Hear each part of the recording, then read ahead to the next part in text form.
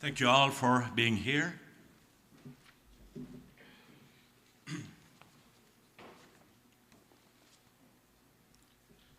Okay. So my name is Alain Morin. I'm from Calgary, Alberta, Canada. My talk is gonna be about the use of self-reported inner speech to illuminate the frequency and content of self as object and self as subject experiences.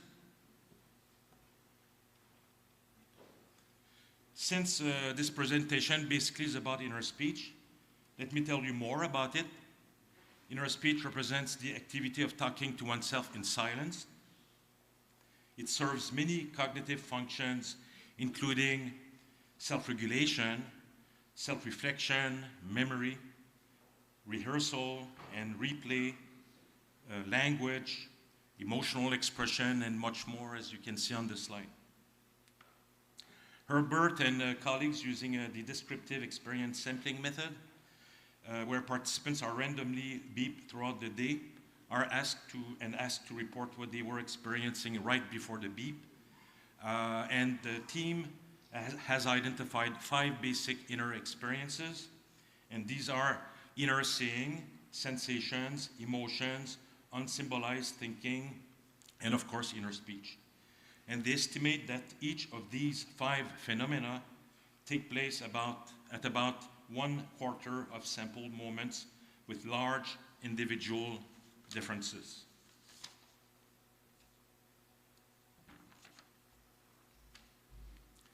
Since this conference is about consciousness, let me say a few words about its possible connection with inner speech. If we define consciousness simply as a state of wakefulness where our attention is focused outward toward the environment, then inner speech can be seen as an occasional verbal commentary on outside events. And in this perspective, non-verbal organisms like animals could be conscious without inner speech. However, if we include in our definition of consciousness self-awareness, which usually is the case, then inner speech becomes much more important because it allows us to verbally label our self-experiences and self-characteristics, which in turn makes it possible for us to become fully aware of these experiences and characteristics and to gradually incorporate them into our self-concept. Another way to look at this is that by attending to our inner speech, it makes it possible to bring our thoughts to consciousness. Or said differently, we become aware of our mental states when we generate higher order thoughts about them. So for example, I can experience a desire, which is a mental state, and perceive it better by thinking about it, by forming a higher order thought in the form of inner speech.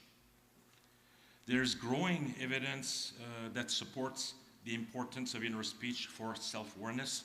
I'll just give you a couple of examples, but you have more on the slide. So for example, inner speech loss there's inner speech loss following brain injury, and that leads to self-awareness deficits. As well, there's an increased activation of brain areas sustaining inner speech during the completion of several self-awareness tasks. For example, deciding if personality traits apply to you or not, or thinking about your past or your future. So clearly, consciousness is more than inner speech, but I would argue that without inner speech, our conscious experiences would be diminished.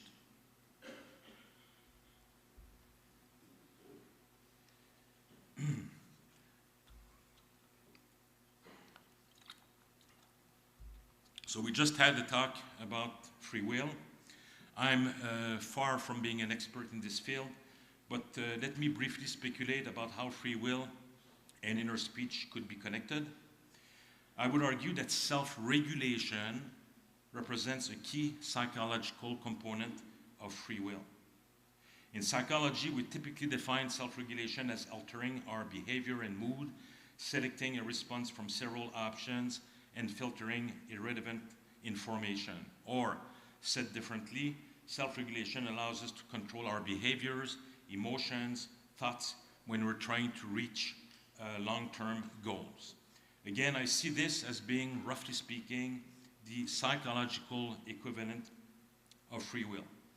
Now, inner speech is known to play a crucial role in self-regulation, and thus, most likely, I would argue, in free will too. We know that private speech, that is, out-loud, self-directed speech in children, causally influence many self-regulatory outcomes. For example, one example is that performance of children on the Tower of London task, which is a measure of planning, which itself is a part of self-regulation, is significantly lower when private speech is blocked using articulatory suppression. Articulatory suppression consists in having participants repeat a word over and over, which interferes with their ability to emit self-verbalizations. Also, using articulatory suppression, researchers observe self-control deficits in adults on a go-no-go task.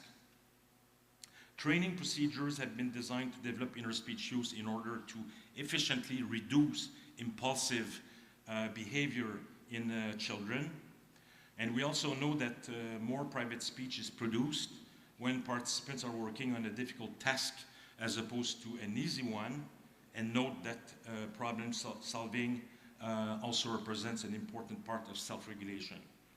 So again, I propose that inner speech does play a role in free will. Now, back to the main topic for this presentation. We first need to try to define what the self is. Of course, there is no universally accepted definition of the self, but we can agree that it is multidimensional with conscious and unconscious layers, and that it is informed by observations of others.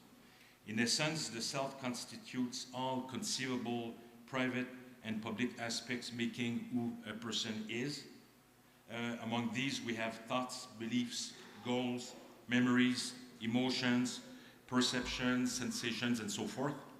These are examples of private, as well as behaviors, skills, body appearance, and much more. These are more public.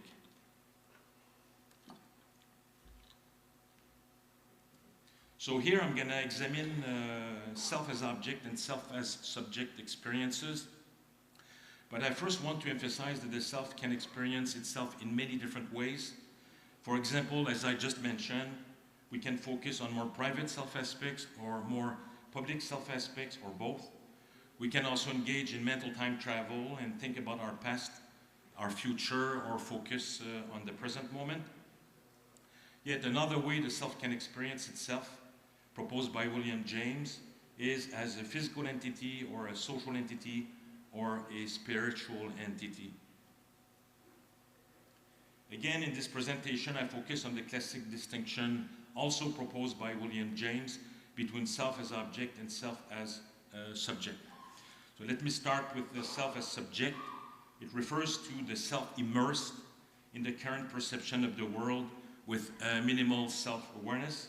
That's the I, or stream of consciousness, or flow, being completely absorbed, focused, and involved in an activity where self-awareness is reduced, as well as time perception, or is either frozen or reduced. This is basically the equivalent of Duval and Wickland's notion of subjective self-awareness, when attention is directed away from the self and one is experiencing oneself as the source of perception and action. Now, self as object instead designates a state where the self takes itself as the object of its own attention. That's the me. It entails self-reflection, selfhood, and it also includes the totality of all content of consciousness that is experienced as self-related.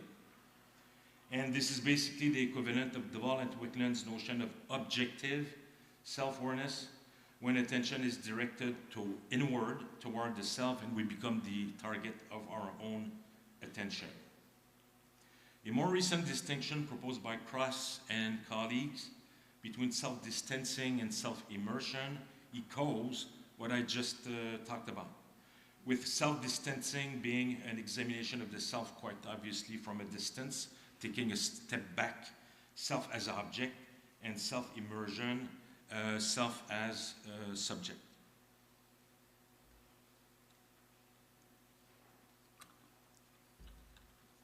So a lot has been written about this distinction, self as object and subject. However, typical descriptions of these two self-experiences or perspectives tend to remain vague or abstract and mute as to what it is like to experience them from within as they unfold in the real world. So in other words, little is known about specific manifestations of these self-experiences in everyday life. And what I'm proposing here is that we can use self-reported instances of inner speech as a window into what it is like to experience oneself as an object or subject. That is, what these experiences typically are about, their content, and how often they take place, their frequency.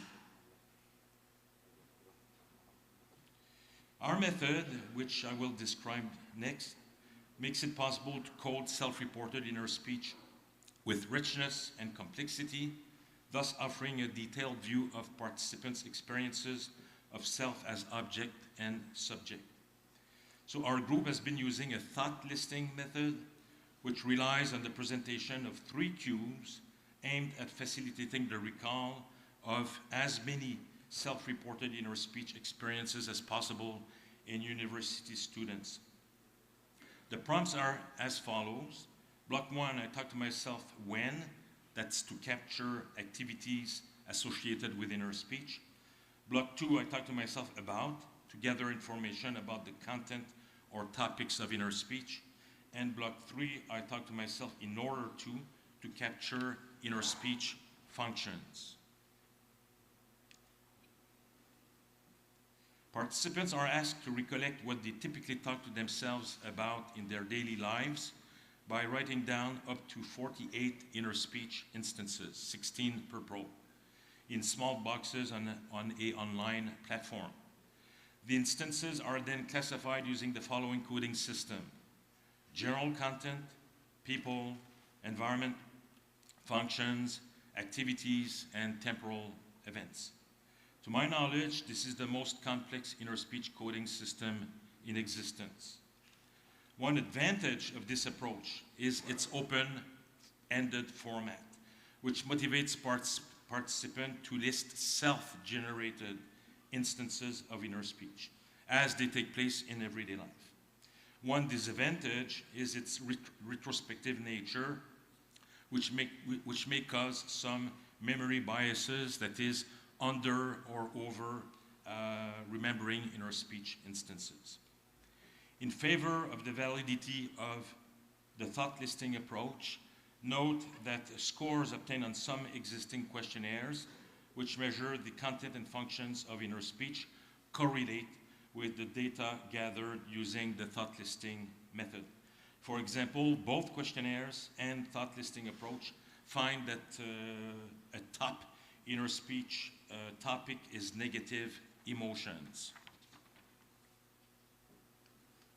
Here we have some examples of self-reported inner speech contents, activities, and functions from our coding scheme. I'm just going to read a few. General beliefs, religion, health, financial situation, external appearance, emotions, then people in general, family members, children, friends, and so forth. So we are trying to capture as much as possible as to what people talk to themselves about. Environment, the immediate environment, the room one is in, or the apartment, house, car, and so forth. Functions, planning, time management, emotional control, self-motivating, rehearsal, and so forth. Activities, leisure, physical recreation, when meeting people, and so forth. And temporal events, quite obviously, there are only 3, now, past, and future. Now, this is a summary of results obtained in over 1,000 participants from several independent studies, all using the method I just described. By far, the most frequently self-reported inner speech function is problem-solving thinking, followed by negative emotions, emotional control, planning, time management, self-motivation, and so forth, as you can see on that slide.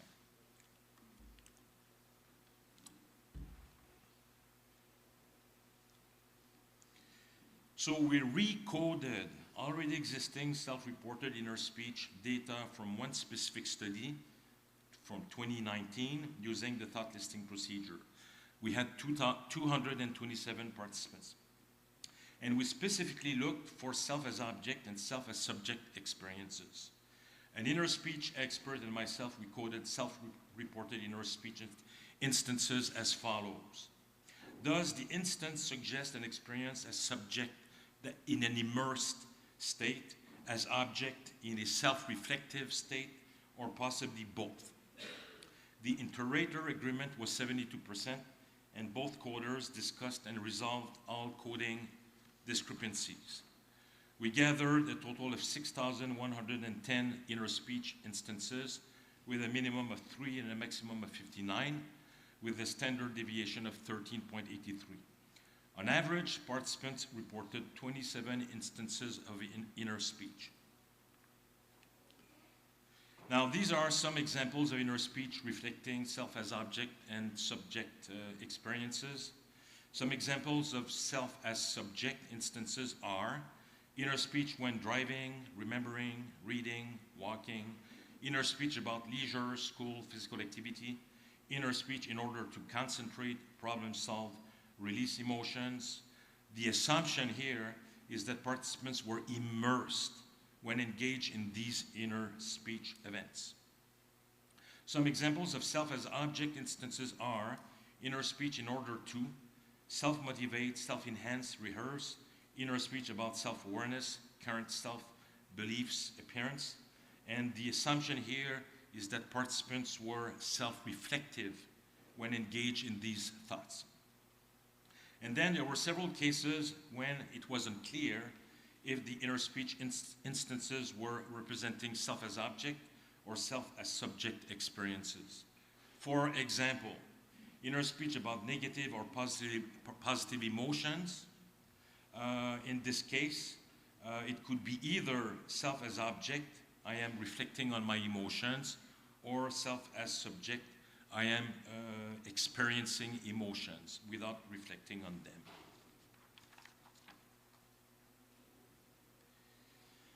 This figure here shows the most frequently self-reported inner speech topics, that is 60% of all instances. Only the categories mentioned 1.5% and more are shown. Data reflect the percentage of self-reported category use out of the total number of instances. So let me make sure that this is clear how we went about this. It's very simple. So for example, our participants reported 624 instances of inner speech about negative emotions out of a total of 6,110. To calculate the percentage, we simply multiplied 624 by 100 and divided this by 6110, which equals 10.25. And this is basically what the first bar A shows. In red, we have self-reported inner speech instances reflecting self as subject experiences. In yellow, self as object. And in blue, those situations where it could have been one or the other.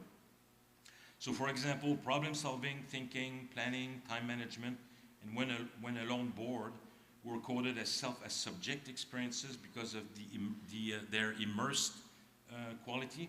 Self-motivating, self-enhancing behavior, performance, self-awareness, current self were coded as self as object experiences because of their self-reflective quality. And negative emotions, emotional control, evaluating, judging, criticizing were coded as possibly self as object. That is, I'm consciously evaluating, judging, criticizing myself from a distance looking at myself objectively, or self as subject. I am evaluating, judging, criticizing myself in an immersed, subjective way. Table 4 here shows the remaining 40% below 1.5% of inner speech instances not shown on the previous figure. So I'll just give you a few examples. We coded as self as object, talking to oneself about motives, goals, rehearsal, and appearance. We coded as self as subject, talking to oneself about school, errands, concentrating.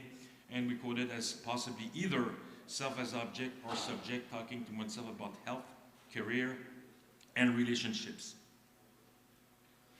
Now, this is the important slide. Well, most important. As you can see here, using the top 60% of instances, self-reported inner speech experiences of self as subject were the most common ones, 55.6% compared to self as object experiences, 16.7, or both, 27.8. And we obtained very comparable results using all the data, 54.5 versus 21% and 25.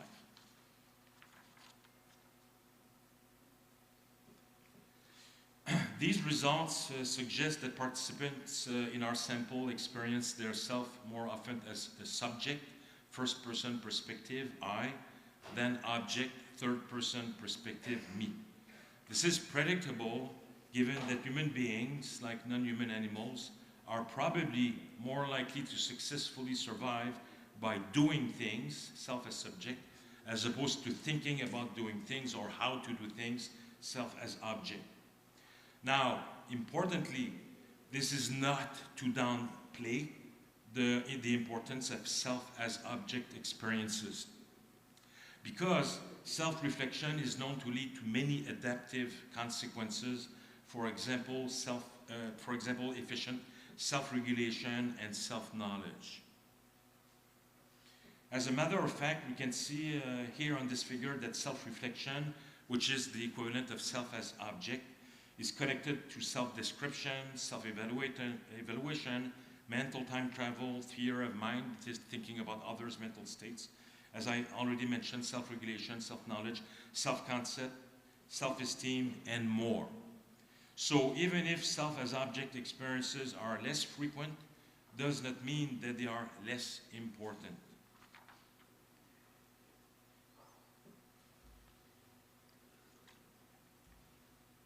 Our results show that self-experiences as subject are made up of a wide array of everyday cognitive and physical activities typical of university students, like driving, studying, sleeping, remembering, problem solving, planning, and so forth. Self-experiences as object also seem to represent common self-reflective practices in university students, one's emotions, behavior, performance, current self, self-motivating, and so forth. It's important to keep in mind that obviously we might have obtained different results using other methods. For example, using the descriptive experience sampling approach I mentioned earlier. The top self-reported inner speech functions like planning, problem solving, and remembering, and also emotions are in line with functions and contents emphasized in the literature. One final note is that self-reported inner speech was used here as a reflection of or a window into the experiences of self as object and self as subject. That is, the assumption is that inner speech content, for example, self-awareness, is indicative of the person's phenomenological stance, self as object. However, we could look at the data the other way around and consider the possibility that self as object and self as subject experiences shape or alter or determine inner speech events.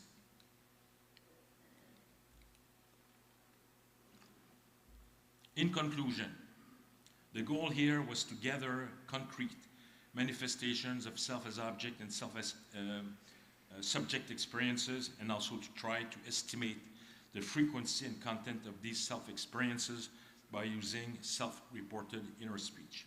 as a window into the phenomenology of self as object and self as subject events. Of course, this approach is bound to be imperfect. Again, as I did mention before, possible memory distortions when participants were recalling their examples of inner speech. Yet it has advantages over other available methods, like the thought sampling method, where a detailed content of participants' inner experiences usually is not reported, and questionnaires where participants are forced to endorse pre-existing items made up by the researchers. Two main observations were made, both predictable, yes, yet hopefully informative. In our sample, self-reported inner speech experiences as self as subject were much more common than self as object experiences, possibly because it is more beneficial to be immersed, at least most of the time, in experience when engaged in activities instead of self-reflecting about these activities. Also, self as object and self as subject experiences were made up of many different everyday activities common to university students. Now that leads me to my final remark. One important limitation of this approach is that we used participants from the university, they were university students.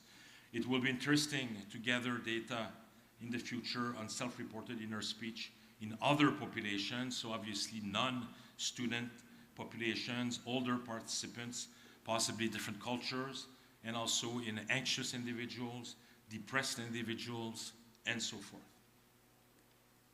Thank you very much.